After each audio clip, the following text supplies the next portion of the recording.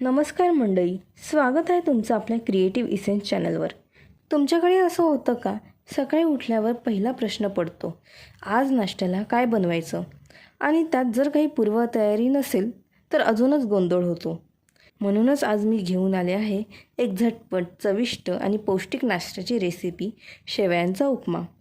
कमी साहित्य, कमी वेळ आणि चव मात्र एकदम मस्त. चला तर मग रेसिपीला सुरुवात करूया. इथे मी 1 वाटी रव्याच्या शेवया घेतल्या आहेत.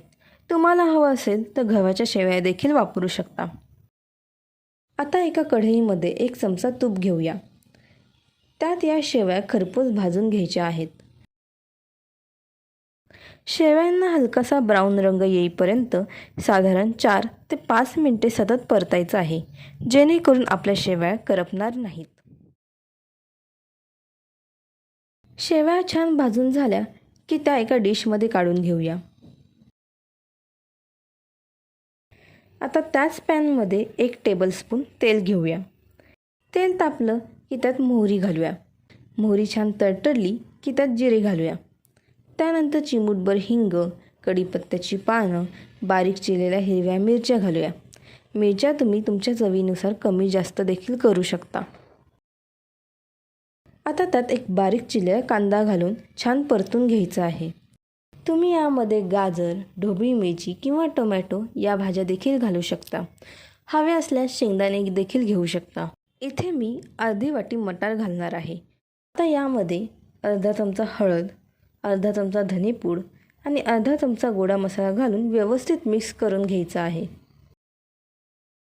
1 वाटी शेवयांसाठी आपण 1.5 वाटी गरम पाणी घेणार आहोत. आता यात चवीनुसार मीठ आणि थोडीशी साखर घालूया. तुम्हाला हवं असेल तर तुम्ही साखर स्किप देखील करू शकता. इथे मी पाव लिंबू पिळत आहे. लिंबामुळे उपम्याला छान आंबट आणि चविष्ट स्वाद येतो. आता या मिश्रणाला एक छान उकळी येऊ द्या. उकळी आली की यात भाजलेल्या शेवया घालून व्यवस्थित मिक्स करून घ्यायचं आहे, म्हणजे मसाला सगळीकडे लागेल. लक्षात ठेवा, पाणी जास्त घातलं तर उपमा खूप पातळ होईल. आता हे 4 ते 5 मिनटं व्यवस्थित शिजू द्या. या चॅनलवर तुम्हाला चविष्ट आणि सोप्या रेसिपींबरोबर सुंदर रांगोळी डिझाईन्स आणि क्राफ्टचे व्हिडिओही पाहायला मिळतील. बघा, आपला गरमागरम, मोकळा आणि चविष्ट शेवयांचा उपमा तयार आहे. हा उपमा थोडासा ओलसर ठेवला तर गार झाल्यावर अजून छान लागतो, कारण शेवया हळूहळू पाणी शोषून घेतात. अगदी कमी वेळात आपला गरमागरम शेवयांचा उपमा छान तयार झाला आहे. बघा, किती सुंदर, मोकळा आणि चविष्ट हा असा उपमा तयार आहे. तुम्हाला ही रेसिपी आवडली असेल तर व्हिडिओला नक्की लाईक करा, चॅनल सबस्क्राईब करा आणि बेल आयकॉन दाबायला विसरू नका. कमेंटमध्ये नक्की सांगा तुम्हाला पुढे कोणती रेसिपी पाहायला आवडेल. धन्यवाद. पुन्हा भेटूया एका नवीन रेसिपीसोबत.